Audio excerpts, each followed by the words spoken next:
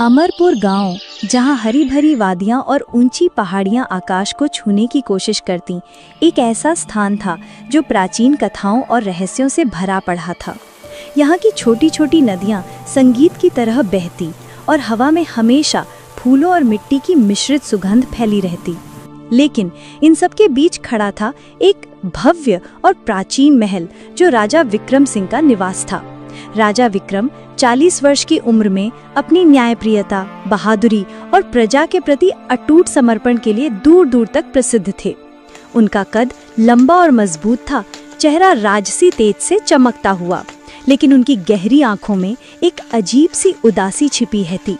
ये उदासी उनके बचपन की उन रहस्यमय घटनाओं से जुड़ी थी जिनके बारे में वे कभी किसी से चर्चा नहीं करते थे। बचपन में जब विक्रम महज 10 वर्ष के थे, उनके पिता राजा भानु सिंह अचानक लापता हो गए थे।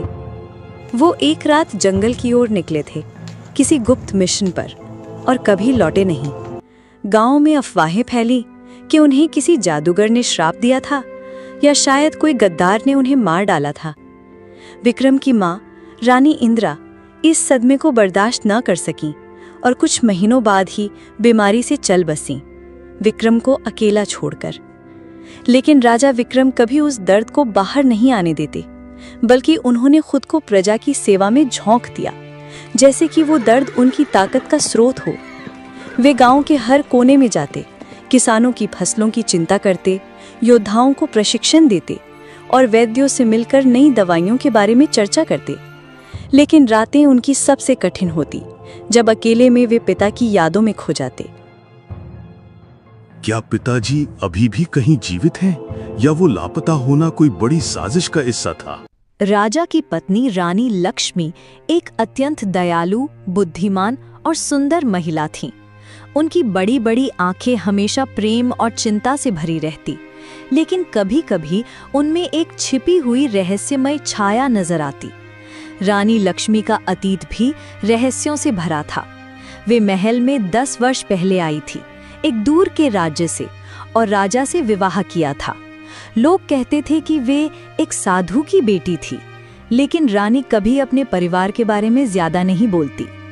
महल का मुख्य मंत्री राघव था, एक 50 वर्षीय, चालाक और महत्वाकांक्षी आदमी।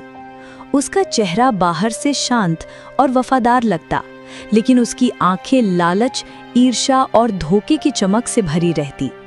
राघव महल में 10 वर्षों से अधिक समय से सेवा कर रहा था, लेकिन अंदर ही अंदर सिंहासन हथियाने की साजिश रचता रहता। वो राजा की लोकप्रियता से जलता था और हर मौके पर अपनी चाल चलता। लेकिन राघव की साजिश और गहरी थी। वो वर्षों से एक विदेशी जादूगर कालिया से गठजोड़ कर रहा था, जो जंगल के गहन हिस्सों में रहता था। कालिया का नाम सुनकर ही लोग कांप जाते थे, क्योंकि वो जड़ी बूटियों और श्रापों का मास्टर था। गांव के लोग, किसान, वैद्य, योद्धा और व्यापारी सभी राजा को भगवान की तरह पूजते थे। लेकिन हाल के दिनों में पूरे गांव में एक अजीब सी बेचैनी फैली हुई थी। हवा में जैसे कोई अनहोनी की आहट थी, जैसे कोई छिपा हुआ खतरा धीरे धीरे करीब आ रहा हो। गांव की गलियों में फुसफुसाहटें होती। मंत्री राघव की हरकतें संदिग्ध लगती हैं। वो जंगल में अक्सर क्यों जाता है? रानी जी के चेहरे पर वो उदासी क्यों? क्या वे कुछ जानती हैं? लेकिन कोई खुलकर बोलने की हिम्मत नहीं करता, और कोई नहीं जानता था कि ये खतरा महल के अंदर से ही आ रहा है, जहां धोखे की परतें एक दूसरे पर चढ़ी हुई थीं। राघव की साजिश का पहला स्तर था महामारी फैलाना, लेकिन उसके पीछे कालिया का अपना खेल था, और रानी लक्ष्मी उसमें उलझी हुई थी। एक रात जब पूर्णिमा का चंद्रमा महल की संगमरमर की दीवारों और खिड़कियों पर अपनी चांदनी बिखेर रहा था, राजा विक्रम अपने शाही बिस्तर पर लेटे हुए थे। महल की हवा में अगरबत्ती और फूलों की सुगंध फैली हुई थी, लेकिन राजा की नींद गहरी होते हुए भी अशांत थी। वे करवटें बदलते रहते, जैसे कोई अदृश्य ताकत उन्हें परेशान कर रही हो। अचानक एक सपना उन्हें अपनी गिरफ्त में ले लेता है। सपने में वे एक घने और रहस्यमयी जंगल में खड़े थे, जहां ऊंचे ऊंचे पेड़ों की शाखाएं आपस में इतनी उलझी हुई थीं कि दिन में भी अंधेरा छाया रहता।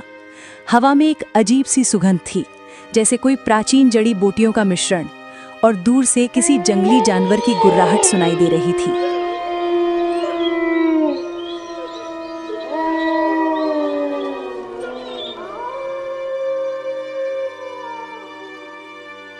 पेड़ों की पत्तियां सरसराती, जैसे कोई फुसफुसा रहा हो। राजा ने चारों ओर देखा, कोई रास्ता नहीं, केवल घना अंधेरा। तभी एक हल्की सी चमक दिखी और एक चमकीला हरा तोता उड़कर उनकी कंधे पर आकर बैठ गया। तोते की आंखें लाल रंग की थीं, जो किसी गहरे रहस्य को छिपाए हुए लगती थीं, और उसकी चोंच से निकलने वाली आवाज मीठी लेकिन कम कपाती हुई थी। राजन, मेरी बात ध्यान से सुनो। तुम्हारे महल में एक गद्दार छिपा हुआ है जो तुम्हारी प्रजा को मौत के मुंह में धकेलने की साजिश रच रहा है। वह तुम्हारा सबसे करीबी है, लेकिन उसकी वफादारी एक मुखौटा है। बचाव का रास्ता इस जंगल के सबसे गहरे हिस्से में है, एक मायावी तालाब जहां एक दुर्लभ जड़ी बूटी खिलती है जो हर बीमारी को हर सकती है। लेकिन सावधान रहना, क्योंकि धोखा तुम्हारे सबसे करीब है। याद रखना, मैं तुम्हारा मार्गदर्शक हूँ, लेकिन मेरा रहस्य अंत में खुलेगा और वह तुम्हें हैरान कर देगा। क्या तुम तैयार हो उन परतों को खोलने के लिए जो तुम्हारे अतीत को छिपाए हुए हैं? पहली परत है विश्वासघात, दूसरी है छिपा हुआ रिश्ता, और तीसरी वो जो तुम्हें तोड़ सकती है। जाओ, लेकिन हर कदम पर सवाल करो, कौन दोस्त है, कौन दुश्मन? तोते की आवाज फीकी पड़ती गई और जंगल का अंधेरा गहराता गया। राजा ने तोते से और सवाल करने की कोशिश की, लेकिन वो उड़ गया और सपना टूट गया। राजा विक्रम चौंक कर अपनी नींद से जाग उठे। उनका दिल इतनी तेजी से धड़क रहा था कि लगता था छाती से बाहर निकल आएगा। पसीना उनकी माथे पर मोतियों की तरह चमक रहा था और उनकी सांसें तेज तेज चल रही थीं। ये क्या था? क्या ये महज एक सपना था या कोई दिव्य संकेत? वो तोता, उसकी आवाज इतनी सजीव लग रही थी जैसे कोई पुरानी याद। वे बिस्तर से उठे और महल की बड़ी खिड़की की ओर गए, जहां से गांव की टिमटिमाती रोशनी और दूर जंगल की काली छाया दिखाई दे रही थी। बाहर की हवा ठंडी थी और राजा को लगा जैसे कोई अदृश्य आंखें उन्हें घूर रही हों। तभी रानी लक्ष्मी की नींद टूट गई। उनकी आंखें नींद से भरी हुई थीं, लेकिन राजा के पीले पड़े चेहरे को देखकर वे तुरंत चिंतित हो उठीं। वे बिस्तर से उठी, अपनी रेशमी शॉल लपेटी और राजा के पास आकर उनका हाथ थाम लिया। महाराज, क्या हुआ? आपका चेहरा इतना पीला क्यों पड़ गया है? कोई बुरा सपना देखा क्या? रानी की आवाज में गहरी चिंता, प्यार और एक हल्की सी घबराहट थी। उनकी आंखों में राजा के लिए असीम स्नेह झलक रहा था, लेकिन कहीं गहराई में एक छिपी हुई उदासी भी नजर आ रही थी, जैसे वे खुद किसी रहस्य से जूझ रहे हों। राजा ने गहरी सांस ली और सपने का हर विवरण रानी को बताया। जंगल की घनी छाया, तोते की लाल आंखें, गद्दार की चेतावनी, मायावी तालाब और जड़ी बूटी का जिक्र, और वो रहस्य जो अंत में खुलेगा। रानी, वो तोता कह रहा था कि धोखा मेरे सबसे करीब है। क्या ये कोई चेतावनी है या मेरे मन का वहम? और वो रहस्य क्या मेरे पिता से जुड़ा है? क्या ये कोई पुराना श्राप है जो अब जाग रहा है? महाराज, सपने कभी कभी देवताओं के संदेश होते हैं, लेकिन डरिए मत, मैं आपके साथ हूँ। सुबह मंत्री राघव से सलाह लीजिए, वे बुद्धिमान हैं और शायद इस सपने की व्याख्या कर सकें। लेकिन क्या आपको लगता है कि ये आपके पिता की लापता होने से जुड़ा है? मैंने सुना है कि जंगल में कई रहस्य छिपे हैं और आपके पिता की कहानी भी उसी से जुड़ी है। रानी की आवाज में विश्वास था, लेकिन उनकी आंखों में एक फ्लैश सी चिंता गुजरी, जैसे वे कुछ और जानती हों लेकिन अभी बताना चाहती हों। राजा ने सहमति में सिर हिलाया, लेकिन रात भर नींद नहीं आई। वे सोचते रहे, गद्दार कौन हो सकता है? महल में तो सभी वफादार लगते हैं।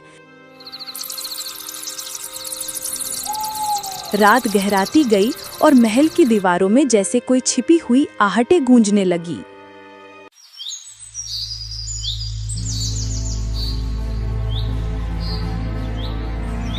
अगली सुबह सूरज की पहली किरणों के साथ महल के भव्य सभागार में एक आपात सभा बुलाई गई। सभागार की दीवारें सोने की नक्काशी से सजी हुई थीं। फर्श संगे मरमर का था जो चमक रहा था और हवा में अगरबत्ती की सुगंध फैली हुई थी।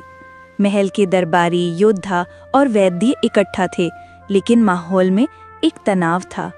मंत्री राघव समय पर पहुंचा।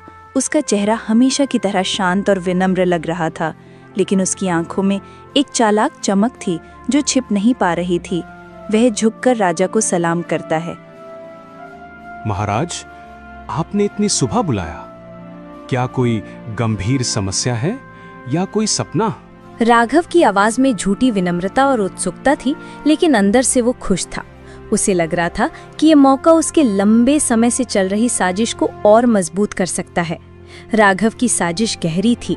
वो न केवल सिंहासन हथियाना चाहता था, बल्कि उसके पीछे एक बड़ा रहस्य था। वर्षों पहले राघव ने राजा के पिता के लापता होने में भूमिका निभाई थी और अब वो उसी रहस्य को छिपाए हुए था। उसने कालिया से गठजोड़ किया था, जो एक जहरीली जड़ी बूटी का इस्तेमाल करके गांव में महामारी फैलाने वाला था। लेकिन राघव को ये नहीं पता था कि कालिया खुद उसे धोखा देने की योजना बना रहा था और रानी लक्ष्मी को इस सब का अंदाजा था, क्योंकि कालिया उसका सौतेला भाई था। रानी वर्षों से चुप थी, लेकिन अब उसका विवेक जाग रहा था। राजा ने सपने का हर विवरण मंत्री को बताया। मंत्री जी, ये सपना मुझे चैन नहीं लेने दे रहा।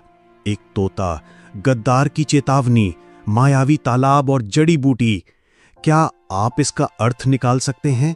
और वो रहस्य जो अंत में खुलेगा, क्या ये मेरे पिता से जुड़ा है या कोई नई साजिश? राजा की आवाज गंभीर थी। उनकी आंखों में चिंता साफ झलक रही थी, लेकिन साथ ही एक जांचती हुई नजर भी थी, जैसे वे राघव की प्रतिक्रिया परख रहे हों। राघव ने एक पल सोचने का नाटक किया और फिर मुस्कुराते हुए कहा, महाराज, सपने तो अक्सर मन की उपज होते हैं। शायद आपकी प्रजा की भलाई की चिंता आपको ऐसे सपने दिखा रही है। लेकिन अगर आप चिंतित हैं, तो मैं एक प्रसिद्ध ज्योतिषी को बुलाता हूँ या फिर खुद जंगल की जांच करवाता हूँ। आप निश्चिंत रहिए, मैं सब संभाल लूंगा। लेकिन क्या तोते ने कुछ और कहा, जैसे कोई पुराना रहस्य? क्या यह आपके पिता की लापता होने से जुड़ा है? मुझे याद है, वो घटना के बाद जंगल में कई अफवाहें फैली थीं। राघव की मुस्कान के पीछे ईर्ष्या छिपी थी। वो राजा की लोकप्रियता से जलता था और इस मौके को अपनी साजिश के लिए इस्तेमाल करना चाहता था। लेकिन उसकी आवाज में एक हल्की सी कंपकपी थी, जैसे वो डर रहा हो कि कहीं सपना उसकी साजिश पर रोशनी न डाल दे। सभा में अन्य दरबारी भी अपनी राय रखते। वफादार योद्धा गोविंद, जो राजा का सबसे भरोसेमंद साथी था, बोला, महाराज, ये सपना कोई संकेत लगता है। जंगल में जाना चाहिए, लेकिन सावधानी से। मंत्री जी की बात सही है, लेकिन मैं आपके साथ चलूंगा। गोविंद की आवाज में दृढ़ता थी, लेकिन वो राघव पर शक की नजर रखे हुए था। वैद्य हरिदास ने कहा, महाराज, जड़ी बूटी का जिक्र सुनकर लगता है कि कोई बीमारी आने वाली है। मैं तैयार हूँ। लेकिन सभा समाप्त हुई और राजा के मन में शक का बीज बो दिया गया। क्या राघव ही गद्दार है? नहीं, वह तो वर्षों से वफादार है। लेकिन उसकी आंखों में कुछ गड़बड़ लग रही थी। और रानी, वे सभा में चुप रहीं, लेकिन उनकी आंखें कुछ कह रही थीं।